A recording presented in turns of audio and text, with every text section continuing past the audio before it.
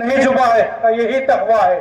دنیا میں ایسے رہو کہ دنیا کی ہر برائی سے بچتے ہوئے رہو۔ ہدی للمتقین، یہ ہدایت ہے ایسے تقوی والوں کے لیے۔ مولا کائنات کے سامنے تقوی کا یہ بھی معیار دیکھیے، مولا کائنات کے سامنے کھجور لائے گئے، کھجور لائے گئے، آپ نے کھجور کو اٹھایا، منہ میں رکھنے ہی والے تھے، اس سے پوچھا کہ یہ کھجور کہاں کے ہیں، یہ کھجور کہاں کے ہیں؟ تو اس نے کہا کہ حضور فلاں باغ کے ہیں۔ آپ نے کھجور واپس رکھ دی، کھجور واپس رکھ دی آپ نے۔ پوچھا حضور کیا بات ہے؟ تو فرمایا جب شراب حرام کی حرمت کی آیت نازل ہوئی تھی تو اس وہاں پر ایک کنواں تھا، اس کنویں میں شراب ڈالی گئی تھی، آج اس زمین میں شراب کی آمیزش ہے، میں مناسب نہیں سمجھتا کہ وہاں کی کھجور کھاؤں۔ یہ تقوی کا معیار ہے۔ تو یہ تقوی بزرگوں کا تقوی ہے، ہمارے لیے یہی تقوی ہے کہ ہم اللہ تعالیٰ سے ڈریں، اس کا خوف رکھیں، اور اللہ رسول نے جو چیز سے منع کیا ہے اس سے رک جائیں۔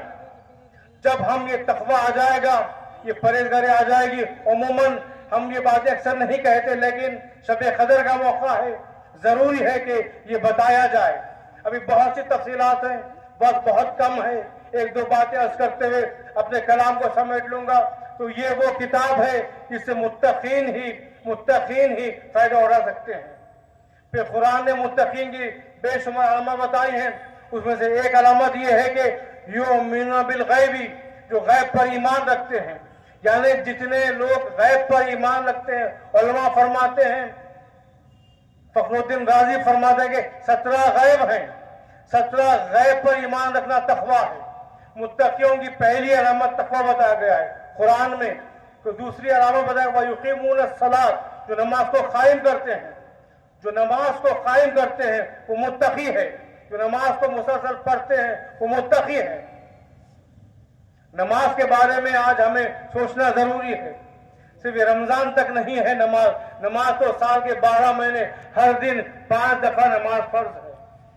نماز کی کتنی بڑی اہمیت ہے، نماز کا انعام دیکھیے۔ اللہ پاک نے فرمایا انما یعمر مساجد اللہ من آمن باللہ والیوم الآخر، جو لوگ مسجدوں کو بناتے ہیں، تعمیر کرتے ہیں، ایک معنی میں جو لوگ مسجدوں کو آباد کرتے ہیں وہ ایمان والے ہیں، وہ قیامت کو ماننے والے ہیں، وہ اللہ سے ڈرنے والے ہیں۔ فرمایا کہ جو نماز کو آتے ہیں، جو نماز قائم کرتے ہیں وہ ایمان والے ہیں۔ یہ کون دے رہا ہے؟ اللہ پاک دے رہے ہیں سند۔ یہ متقیوں کے لیے سب سے پہلی بڑی صفت ہے، یہ نماز کو قائم کرنا ہے۔ آج ہم اپنی نمازوں کے بارے میں غور کریں، آج اعتصاب کی رات بھی ہے، آج سوچیں کہ رمضان کے بعد بھی ہم نمازوں کو قائم و دائم رکھیں۔ تیسری ہمیں بتائی گئی ہے وَمِمَّا رَزَقْنَاهُمْ يُنْفِقُونَ، جو ان کو رزق دیا جاتا ہے اس میں سے خرچ کرتے ہیں۔ متقی وہ ہیں جو رزق دیا جاتا ہے، رزق کے معنی میں علم بھی ہے، روٹی بھی ہے، مال و دولت بھی ہے، اولاد بھی ہے۔ جو اولاد کو تربیت دیتا ہے وہ رزق تقسیم کرتا ہے، وہ خرچ کرنے والا ہے، وہ متقی ہے۔ جو مال دیا جاتا ہے، جس کو مال کی نعمت دی گئی وہ خرچ کرتا ہے، وہ متقی ہے۔ جو روٹی دی جاتی ہے وہ کھانا تقسیم کرتا ہے، کھانا کھلاتا ہے، وہ متقی ہے۔ قیامت کو ماننے والے متقی، قرآن کو ماننے والے متقی، توریت و زبور کو ماننے والے متقی، یہ قرآن کہہ رہا ہے تو ضروری ہے کہ ہم اپنے اندر تقوی پیدا کریں۔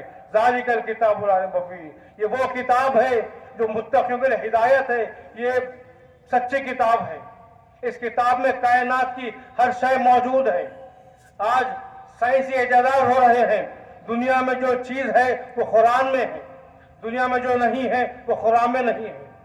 جو چیز دنیا میں ہے وہ قرآن میں ہے۔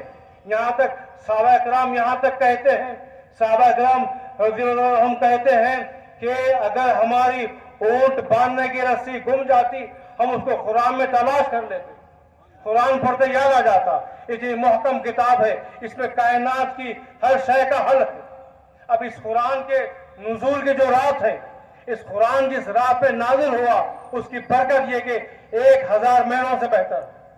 تو قرآن کی عظمت کا عالم کیا ہوگا؟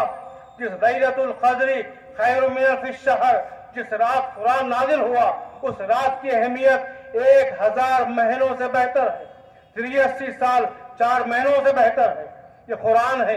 अब अंदाजा लगाइए, यहाँ पर उलमाए अहले सुन्नत एक बयान फरमाते हैं, बड़ी प्यारी बात बताते हैं, जिस रात कुरान नाजिल हुआ उसकी अहमियत ये कि वो 1000 महीनों से बेहतर है। अंदाजा लगाइए, जिस रात साहिब कुरान जलवागर हुए उस रात की अजमतों का आलम क्या होगा, उस रात की अजमतों का आलम क्या होगा जिस रात साहिब कुरान नबी करीम तशरीफ लाए।